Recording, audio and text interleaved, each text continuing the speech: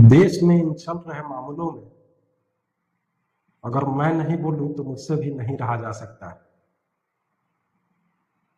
हमारे देश भारत में ये गतिविधियां जो चलती हैं,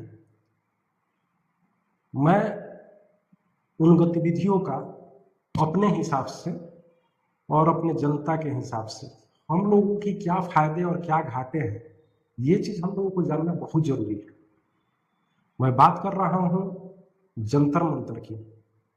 आजकल हर सोशल मीडिया में हर जगह सिर्फ और सिर्फ उसी की चर्चा हो रही है। ये मामला उजागर हुआ नीट पेपर से। नीट पेपर लीक हुआ, उसका कोई हल नहीं निकला, उसके बाद से उजागर हुआ ये मामला उजागर हुआ सोनम वांगचुक, मेघालय के कोई नेता हैं कांग्रेस के। इन्होंने आमरण अनशन किया, यानी कि भूख हड़ताल किया। भूख हड़ताल में मेन मुद्दा ये था कि नीट पेपर क्यों लीक हुआ। नीट पेपर लीक होने के मामले में जो हमारे देश के शिक्षा मंत्री है, क्या नाम है उनका, धर्मेंद्र प्रधान, उनका इस्तीफा लिया जाए। मुद्दा यही था, मुद्दा यहीं से शुरू हुआ। उसमें साथ कौन कौन दे रहा था, तो ये सीजीआई कॉकरोच पार्टी कोई है, उसका आदमी उसमें थे। उसके बाद धीरे धीरे शामिल होने लगे आम आदमी पार्टी के दर्शक या प्रदर्शक या समर्थक जो कहिए। उसके बाद कांग्रेस के भी लोग उसमें आने लगे। बात सही है, किसी भी देश में अगर विपक्ष मजबूत नहीं है तो वहाँ का काम नहीं होता है। लेकिन उस प्रदर्शन में सबसे बड़ा चीज ये देखने को मिला कि वो प्रदर्शन धीरे धीरे धार्मिक रूप पकड़ने लगा। धार्मिक रूप ये है कि ये देश जो है सनातनी देश है, भारत जो है सनातन का देश है, लेकिन इसका कुछ संवैधानिक कानून ऐसा बना है कि यहाँ पे सब धर्मों का सम्मान किया जाता है। तो यह मामला जब नीट पेपर से और धर्मेंद्र प्रसाद से जुड़ा हुआ है, धर्मेंद्र प्रधान से जुड़ा हुआ है, तो फिर ये धार्मिक गतिविधियां, धार्मिक टिप्पणी करने वाले, धार्मिक संगोष्ठी करने वाले, धर्म पे उल्टा सीधा बोलने वाले लोगों का उसमें क्या जरूरत थी। कोई रिटायर्ड प्रोफेसर है, मान लीजिए, जिसका शादी विवाह नहीं हुआ, शादी विवाह नहीं की, औरत हो या मर्द हो, उसके पास काम धाम नहीं है, तो उसको पागल छोड़ के आप क्या कहेंगे। वैसे वैसे लोग वहां पे पहुंचे और सिर्फ नाम रहेगा अल्लाह का, ये वो क्या क्या सब गाने लगा। कौन है, साउथ फिल्म का, वो भी टिक्का टिप्पणी हमेशा हिंदू धर्म पे करते रहता है, वो पहुंचा। ये सारे लोग वहां पे जाने लगे, मामला यहाँ से तूल पकड़ने लगा। अभी बीमारी क्या है कि जो अनजाने लोग हैं, जो ये चीज नहीं जान रहे हैं कि हाँ प्रोटेस्ट में क्या हुआ या फिर अभी तक क्या क्या खेला हुआ, मैं विस्तार से इस कथा को इसलिए सुना रहा हूँ कि जानते चलिए, आगे मैं सबका चर्चा करूंगा और मेरा क्या पर्सनल ओपिनियन है ये भी आप जानिएगा।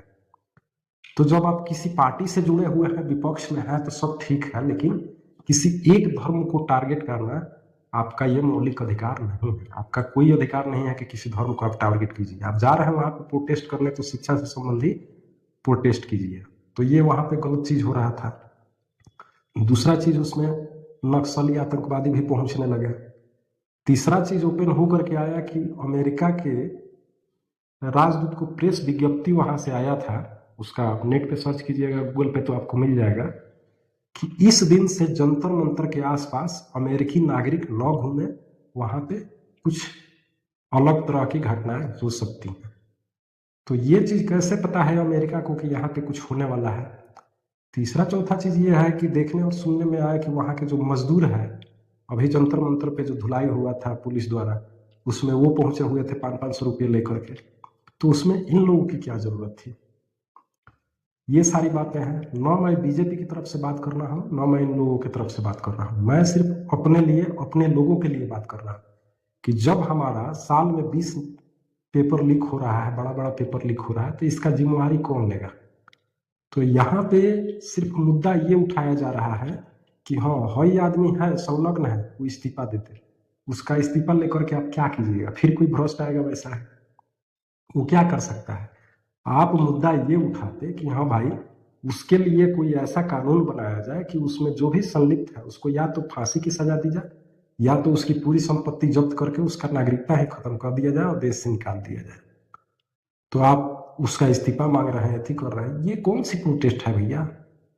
ये क्या है? ये किसके फायदे का चीज है? हमारे या आपका, या जो वहां पे लात जूता खा रहे हैं उनका? किसका? ये जो भी पार्टियां हैं, ये बात दिमाग खोलकर आप लोग जान लीजिए, किसी के हित की नहीं है। आप और अगर हम चाहेंगे कि छोटे स्तर से उठ करके कोई अच्छा लेवल पे चले जाए, तो भारत में ये सब असंभव चीज़ है, कभी संभव नहीं है। न हम लोगों का उस टाइप का बैकअप एथी हो पाएगा, और आपको ये भी चीज़ पता होनी चाहिए कि उस पद प्रतिष्ठा तक पहुंचने के लिए वो कितने मर्डर, कितने रेप, कितने क्या क्या कर्म करके उस जगह पे वो सब पहुंचा हुआ है।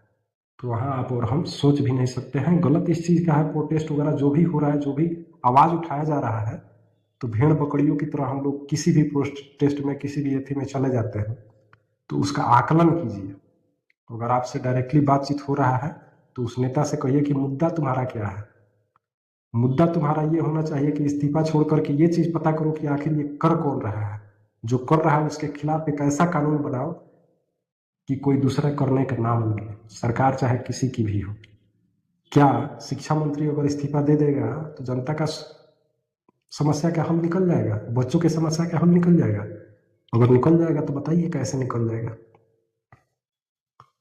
तो ये सारे हुआ। अभी मामला ये है कि जंतर मंतर पे पुलिस द्वारा पिटाई हुआ। कांग्रेस के समर्थन कह रहे हैं कि बीजेपी गलत है, बीजेपी के समर्थन कह रहे हैं कि कांग्रेस गलत है। गलती किसी की नहीं है भैया, वो तो दोनों अपना रोटी सेक रहा है। जो भी चंडू पंडू है सब अपना रोटी सेक रहा है। नेता कौन बन रहा है, कौन कुछ कर रहा है, कौन डोनेशन ले रहा है। लेकिन इस चक्कर में हम लोग जो पड़े हुए हैं, हम लोगों का क्या होगा? बहुत लोग तो ऐसे भी हैं जिनको जानकारी ही नहीं है कि ये हो क्या रहा है।